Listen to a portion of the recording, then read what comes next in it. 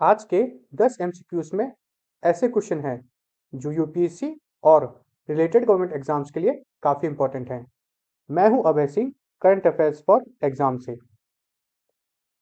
निम्नलिखित में से कौन सा अंतर्राष्ट्रीय संगठन 4 फरवरी को मनाए जाने वाले विश्व कैंसर दिवस का नेतृत्व करता है?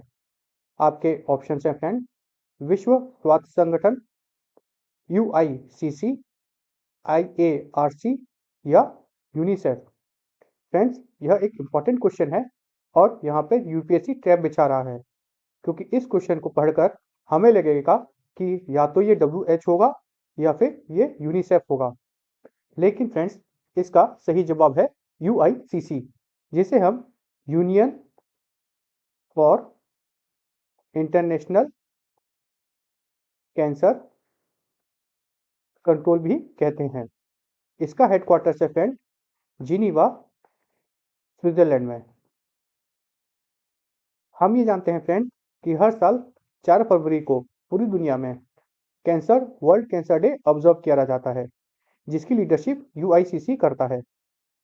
इस ग्लोबल ऑब्जर्वेशन का जो फाउंडेशन है वो साल 2000 में रखा गया था, Paris world summit against cancer के दौरान, जहां पर चार्टर ऑफ पेरिस को फ्रांस और यूनेस्को के लीडरशिप में अडॉप्ट किया गया था।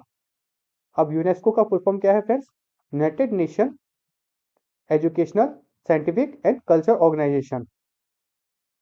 इस इनिशिएटिव को वर्ल्ड हेल्थ ऑर्गेनाइजेशन और आईएआरसी अर्थात international agency for research on cancer का स्ट्रॉन्ग इंस्टीट्यूशनल सपोर्ट मिला है। तो फ्रेंड्स, कुल मिला के यहाँ पे चारों ऑप्शन कहीं ना कहीं आते हैं, पर जो सही जवाब था वो यूआईसीसी था।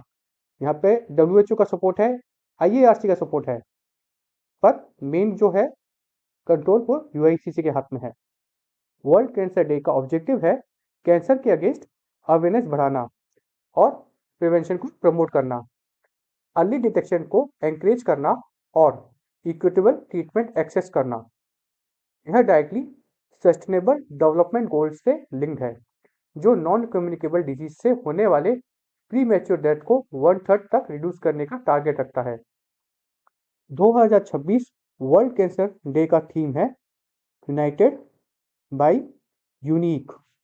ये फ्रेंड्स याद रखिएगा, जो पेशेंट सेंट्रिक और पर्सनलाइज्ड कैंसर पर फोकस करता है, पर्सनलाइज्ड केयर पर फोकस करता है।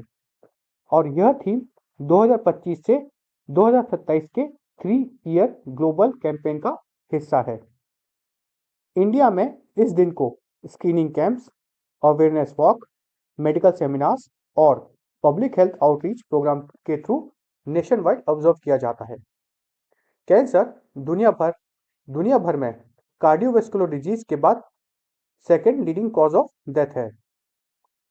इंडिया में सबसे कॉमन कैंसर जो है फ्रेंड्स, वह है breast cancer, lung cancer, cervical और ओरल कैंसर। डब्ल्यूएचओ के मुताबिक 40% फ्रेंड्स, 40% कैंसर प्रिवेंटेबल होते हैं।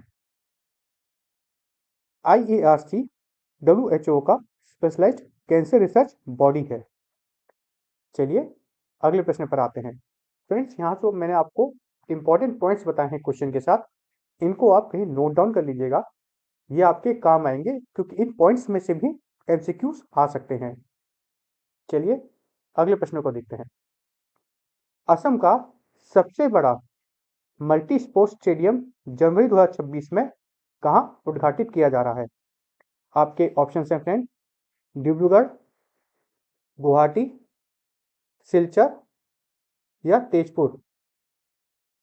तो इसका सही जवाब है फ्रेंड्स डिब्रूगढ़। असम का सबसे लार्जेस्ट मल्टी स्पोर्ट्स स्टेडियम अपर असम डिब्रूगढ़ डिस्ट्रिक्ट में इनॉग्रेट किया जा रहा है, वो भी कहां पर? खनकी खार एरिया में, खनकी खार एरिया में। इस ग्रांड स्पोर्ट इंफ्रास्ट्रक्चर प्रोजेक्ट का inauguration union minister Shri Amit Shah ji ने किया। स्टेडियम का जो फेज 1 है, जब कंस्ट्रक्शन इसका पूरा होगा, लगभग 233 करोड़ रुपीज में, इसमें 104 बीघा जमीन गई है और यहाँ पे लगभग पहले फेज में 5000 लोगों के बैठने की व्यवस्था होगी, बाद में उसको 35,000 तक बढ़ाया जाएगा। यह स्पोर्ट्स टूरिज्म को प्रमोट करेगा, यूथ टैलेंट डेवलपमेंट को एनकरेज करेगा और असम को नेशनल स्पोर्ट्स मैप पर पोजीशन देगा। अच्छा, डिब्रूगढ़ के बारे में फ्रेंड्स एक बार बताऊं, इसको टी सिटी ऑफ इंडिया कहा जाता है। ये फ्रेंड्स आप याद कर लीजिए। असम गवर्नमेंट ने स्पोर्ट्स को खेलो इंडिया फ्रेमवर्क के साथ इंटीग्रेट किया है। मल्टी स्पोर्ट जो स्टेडियम होते हैं ना फ्रेंड्स, वह ओलंपिक स्टाइल ट्रेनिंग हब्स के लिए क्रूशियल होते हैं। चलिए अगले प्रश्न पर आते हैं।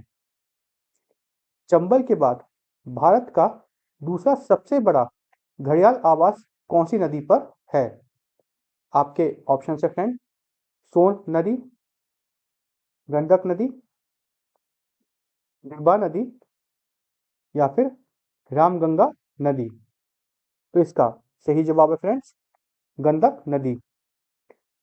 भारत का दूसरा सबसे बड़ा घड़ियाल हैबिटेट चंबल नदी के बाद वेस्ट चंपारण डिस्ट्रिक्ट बिहार से वेस्ट चंपारण नदी में गंडक नदी पर है। कहाँ पर? चंपारण में गंडक नदी।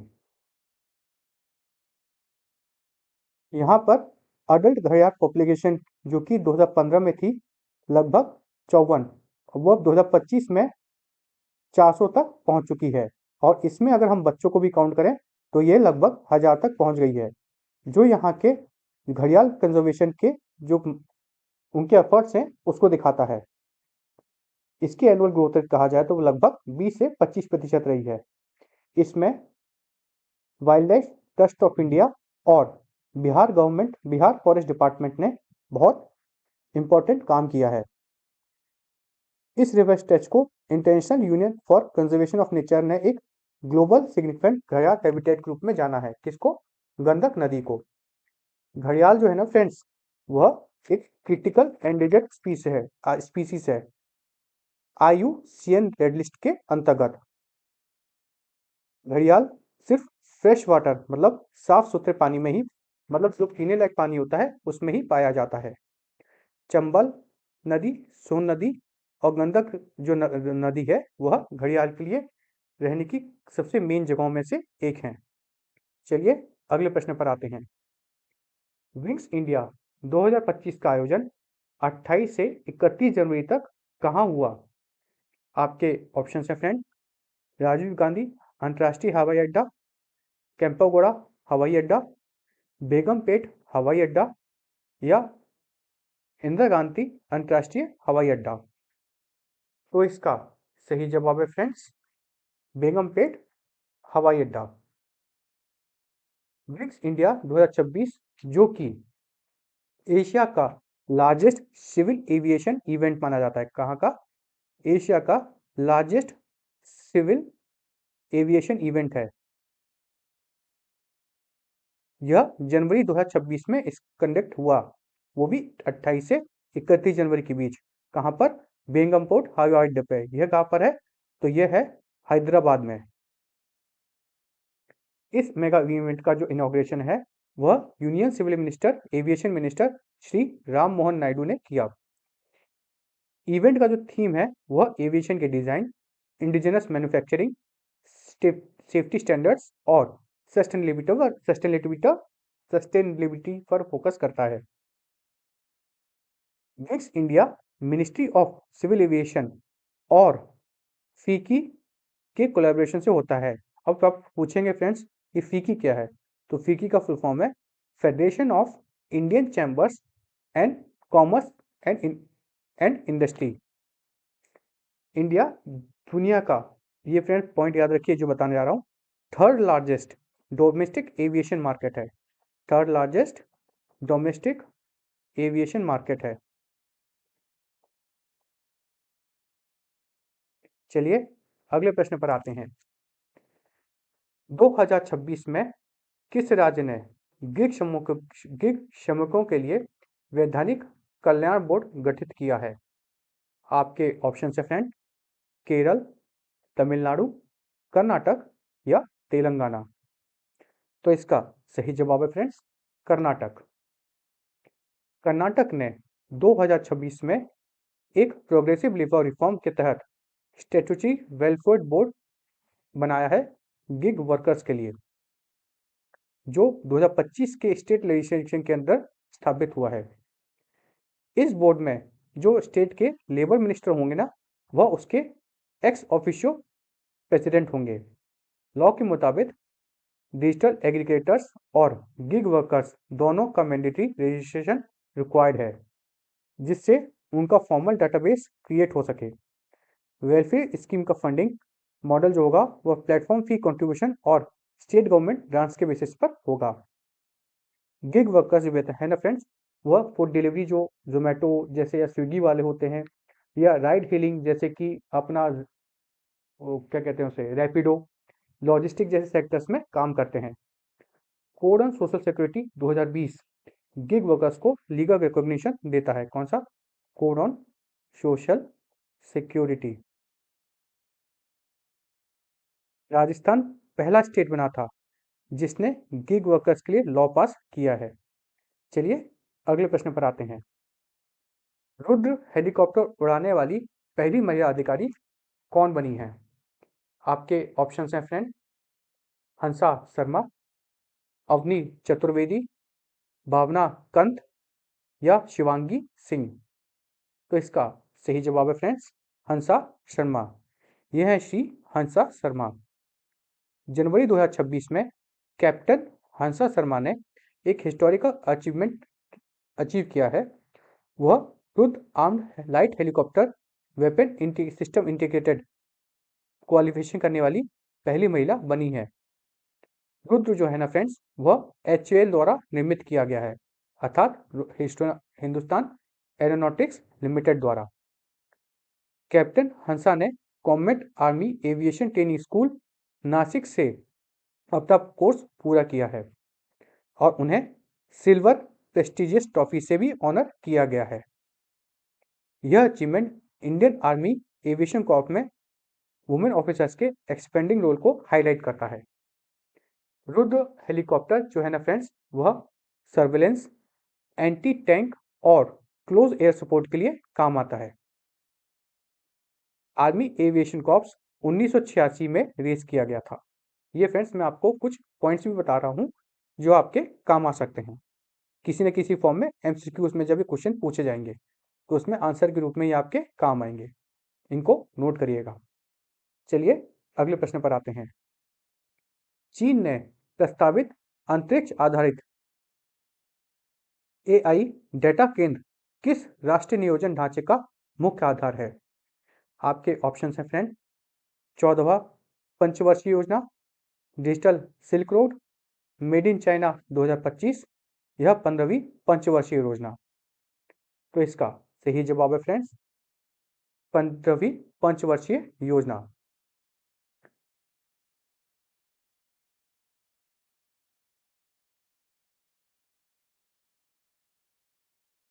ने फ्यूचर स्पेस डोमिनेंस के चक्र में एक एम्बिशन प्रोजेक्ट अनाउंस किया है, जो gigawatt class space digital intelligence infrastructure develop करेगा। इस सिस्टम में data processing directly space orbit में ही होगा। इस प्रोजेक्ट को चाइना एरोस्पेस साइंस और टेक्नोलॉजी कॉर्पोरेशन CASC लीड कर रहा है। चलिए अगले प्रश्न पर आते हैं। तेलंगाना के 5,000 करोड़ का AI रेडी डाटा सेंटर कहाँ स्थापित किया जा रहा है? आपके ऑप्शन हैं फ्रेंड, हैदराबाद, वारंगल, मेरठ या भारत फ्यूचर सिटी।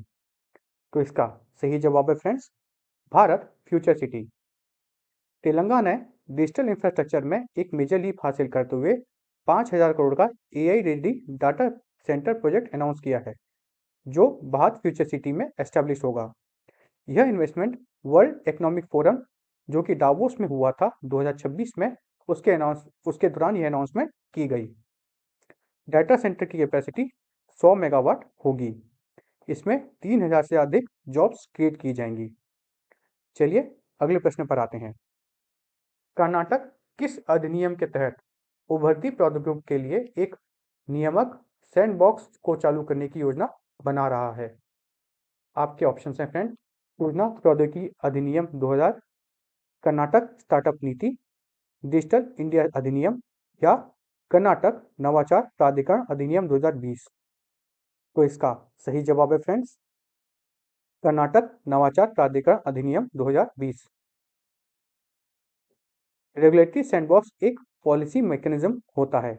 ये जो रेगुलेटरी सैंडबॉक्स होता है फ्रेंड्स, यह एक पॉलिसी मैकेनिज्म होता है जो नई टेक्नोलॉजीज को कंट्रोल रेगुलेटरी एनवायरनमेंट में टेस्ट करने की परमिशन देता है, जहां इनोवेटर्स को टेम्पररी रेगुलेटरी रिलैक्सेशन मिलती है। कर्नाटक में यह सैंडबॉक्स कर्नाटक इनोवेशन अथॉरिटी किया के सुपरविजन में ऑपरेट होता है, जबकि कर्नाटक इनोवेशन और टेक्नोलॉजी सोसाइटी इसके टेक्निकल सेक्रेटरीट का रोल प्ले करता है। सैंडबॉक्स अप्रूवल का जो टाइमलाइन है वो 60 दिन का होता है और उसमें 1 साल तक के लिए एग्जेम्पशन मिलता है। चलिए अगले प्रश्न पर आते हैं। भारत के पहले फैलाए जाने वाले अंतरिक्ष आवास के सुरक्षा परीक्षण कहाँ किए गए? आपके ऑप्शंस हैं फ्रेंड, फ्रांस, स्विट्जरलैंड, जर्मनी या स्पेन? तो इसका सही जवाब है फ्रेंड स्विट्जरलैंड। इंडिया का स्पेस हैबिटेशन रिसर्च सेंटर में एक हिस्टोरिक माइलस्टोन अचीव हुआ है, जब इंडिया का पहला इनफ्लेमेटेबल स्पेस हैबिटेट एक्सपेरिमेंट स्विट्जरलैंड के हैगरबैक अंडरग्राउंड लेबोरेटरी में कंडक्ट किया गया। यह underground facility specially radiation exposure और स्ट्रक्चर स्ट्रेंथन वैलिडेशन के लिए यूज होती है। जो इनफ्लेटेबल हैबिटेट होते हैं ना फ्रेंड्स, यह रिजिड मॉड्यूल से लाइटर और चीपर होते हैं। चलिए अब कल का प्रश्न देखते हैं। बच्चों और युवाओं के लिए स्माइल इंटरप्राइजेस फिल्म फेस्टिवल का आयोजन कौन करता है? आपके ऑप्शन हैं friend, Prasar Bharati, NFDC, CBFC या स्माइल फाउंडेशन? तो इसका सही जवाब है friends smile foundation. Smile foundation film festival for children and youth मतलब SIFFCY, यह एक renowned international children film festival है जिसका 12th एडिशन नई दिल्ली में ऑर्गेनाइज किया गया। इस फेस्टिवल को स्माइल फाउंडेशन ऑर्गेनाइज करता है और इसे department of empowerment of person with disabilities का इंस्टीट्यूशनल सपोर्ट मिलता है। सिर्फ की जो है उसका कोर फोकस है डाइवर्सिटी, इक्विटी और इंकल्शन पर। फ्रेंड्स, अब जो कल आपको प्रश्न जिसका जवाब आपको कमेंट सेक्शन में देना है, कल के आपके लिए जो प्रश्न है वह इस प्रकार है। 2026 में 5वां रूसोमो ऑरेंज फेस्टिवल कहाँ आयोजित किया गया? आपके ऑप्शन हैं फ्रेंड, दीमापुर, मोकोचुंग, रूसोमा विलेज या वोखा? फ्रेंड्स, आप या तो बहाने बना सकते हैं या फिर इतिहास ले सकते हैं, दोनों एक साथ नहीं हो सकते। तो कोशिश ये करिए कि मेहनत करें और इतिहास रचें। इसके साथ ही फ्रेंड्स, आज का सेशन यही समाप्त होता है। आपको हमारा सेशन फ्रूटफुल और इन्फॉर्मेटिव लगा तो लाइक शेयर सब्सक्राइब अवश्य कीजिएगा। जय हिंद, जय भारत।